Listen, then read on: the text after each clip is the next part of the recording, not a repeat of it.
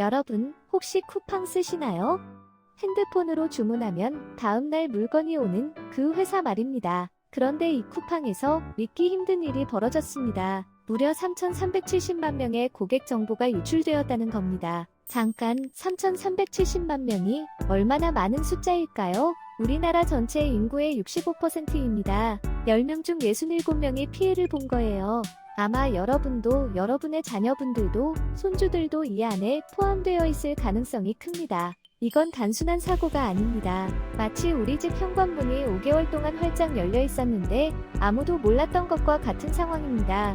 오늘은 이 사건이 어떻게 일어났는지, 지금 무슨 일이 벌어지고 있는지, 그리고 앞으로 어떻게 될지까지 상세하게 말씀드리겠습니다. 시작하기 전에 구독과 좋아요 한번 눌러주세요. 정말 큰 힘이 됩니다. 자, 그럼 이 사건의 진실을 하나하나 파헤쳐 보겠습니다. 먼저 이 사건이 어떻게 시작됐는지부터 차근차근 말씀드리겠습니다.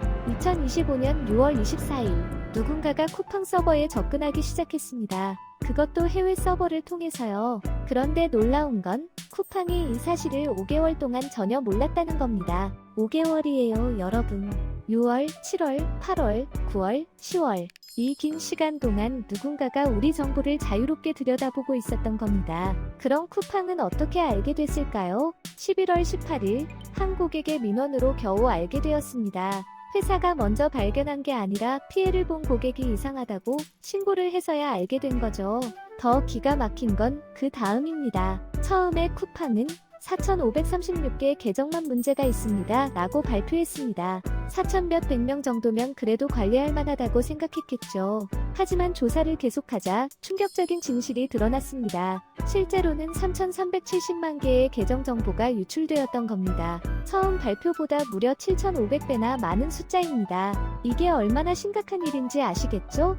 회사가 자기네 집에 도둑이 들어온 걸 5개월이나 몰랐다는 겁니다. 그럼 도대체 누가, 왜 이런 짓을 한 걸까요? 경찰과 쿠팡의 조사 결과 놀라운 사실이 밝혀졌습니다. 범인은 쿠팡에서 일하다가 퇴사한 43세 중국인 개발자였습니다. 이 사람은 2022년 11월에 입사해서 보안, 키 관리 시스템 업무를 맡았다가 2024년 말쯤 퇴사했습니다. 보안 키라는 건 쉽게 말하면 쿠팡 데이터 창고의 열쇠 같은 겁니다. 그런데 여기서 더 황당한 일이 벌어졌습니다. 이 직원이 퇴사한 뒤에도 쿠팡이 그 열쇠를 회수하지 않았던 겁니다. 상상해보세요. 직원이 회사를 그만두었는데 회사 열쇠를 그대로 가지고 나간 거예요. 그리고 그 열쇠로 밤마다 회사에 들어와서 중요한 서류를 훔쳐간 겁니다. 더 심각한 건 범인이 지금 중국에 있어서 잡기가 거의 불가능하다는 점입니다. 중국은 자국민을 다른 나라로 보내지 않는 원칙이 있어서 신병 확보가 사실상 불가능합니다.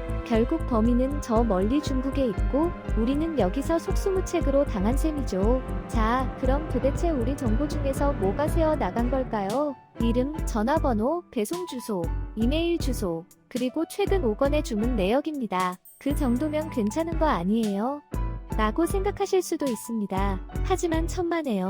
이 정보만 있으면 사기꾼들이 할 수 있는 게 엄청나게 많습니다. 여러분 이름과 전화번호, 주소를 알고 있으니까 쿠팡입니다. 배송 문제가 있어서 연락드렸어요라고 진짜처럼 전화할 수 있죠. 여러분이 최근에 뭘 샀는지까지 알고 있으니까 고객님, 지난주에 주문하신 공기청정기 환불해 드리려고요.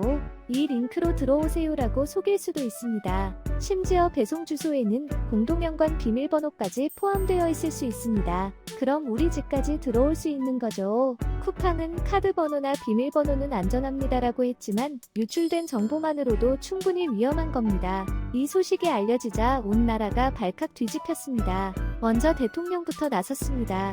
이재명 대통령은 사고 원인을 조속하게 규명하고 엄중하게 책임을 물어야 한다고 말했습니다. 특히 5개월 동안이나 회사가 유출 자체를 파악하지 못했다는 것이 참으로 놀랍다며 이 정도인가 싶다고 질타했습니다.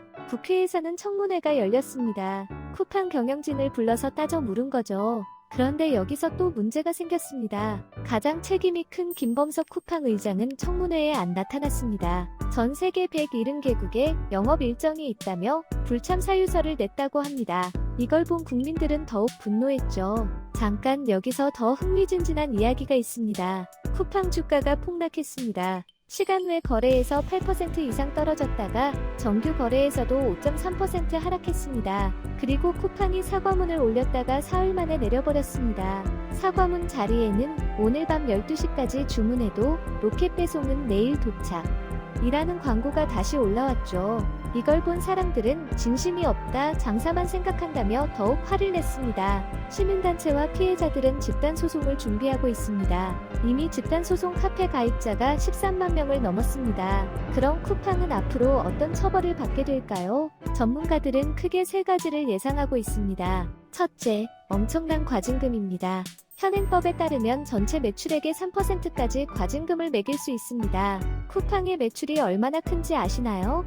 조 단위 3%면 수천억 원, 어쩌면 1조 원에 가까운 돈이 될 수도 있습니다. 과거 SK텔레콤이 2,300만 명 정보 유출로 큰 과징금을 받았는데 쿠팡은 그보다 1,000만 명이나 더 많은 피해자가 발생했습니다. 게다가 SK텔레콤은 외부 해킹이었지만 쿠팡은 내부 직원 소행입니다. 그래서 더 무거운 처벌을 받을 가능성이 큽니다. 둘째, 영업정지 가능성도 있습니다. 전자상거래법에 따라 재산 손실 발생 시 영업정지가 가능하다고 합니다. 만약 쿠팡이 영업정지를 당하면 우리도 불편하겠지만 회사로서는 치명타가 되는 거죠. 셋째, 집단 소송으로 인한 배상입니다. 하지만 과거 사례를 보면 개인당 배상액은 크지 않을 것으로 예상됩니다. 인터파크 사건에서는 1인당 10만원, 카드 3사 사건도 1인당 10만 원이었습니다. 이번 사건은 단순히 쿠팡만의 문제가 아닙니다. 유통업계 관계자는 쿠팡의 이번 개인정보 유출 사태 이후 회사의 대처로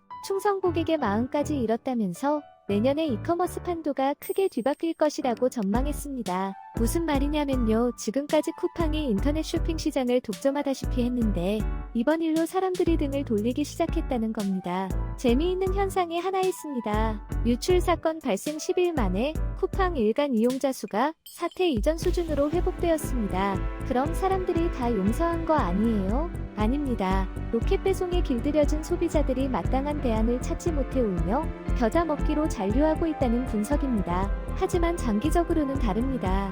네이버, 지마켓, 11번과 같은 다른 쇼핑몰들이 이 기회를 놓치지 않고 고객을 끌어오려고 노력하고 있습니다. 특히 신세계그룹은 지마켓을 내세워 알리바바 그룹과 합작법인을 설립했습니다. 쿠팡의 위기가 다른 회사들에게는 기회가 되는 거죠. 유명인들 사이에서도 탈쿠팡 운동이 일어나고 있습니다. 계엄도 막았는데 내깎게 뭐라고라며 배우부터 작곡가까지 쿠팡 탈퇴 릴레이가 이어지고 있습니다. 자, 이제 가장 중요한 부분입니다. 우리는 무엇을 해야 할까요? 첫째, 의심부터 하세요. 이상한 문자나 전화가 오면 바로 믿지 마세요. 직접 쿠팡 앱을 열어서 확인하세요. 둘째, 비밀번호를 바꾸세요. 특히 쿠팡 비밀번호를 다른 곳에서도 쓰고 계셨다면 꼭 바꾸셔야 합니다. 셋째, 카드 사용 내역을 자주 확인하세요. 소액으로 몰래 빠져나가는 경우가 있을 수 있습니다. 넷째, 공동연관 비밀번호를 바꾸세요. 배송 주소에 적혀있던 비밀번호가 유출되었을 수 있으니까요. 다섯째, 집단소송 참여를 고려해보세요. 비록 배상액은 크지 않더라도 이런 일이 다시 일어나지 않도록 회사에 경각심을 주는 의미가 있습니다. 여러분, 오늘 긴 이야기 들어주셔서 감사합니다. 이번 쿠팡 사건은 우리에게 중요한 교훈을 줍니다. 우리가 살고 있는 이 시대는 데이터 시대입니다. 우리 모든 정보가 인터넷 어딘가에 저장되어 있죠.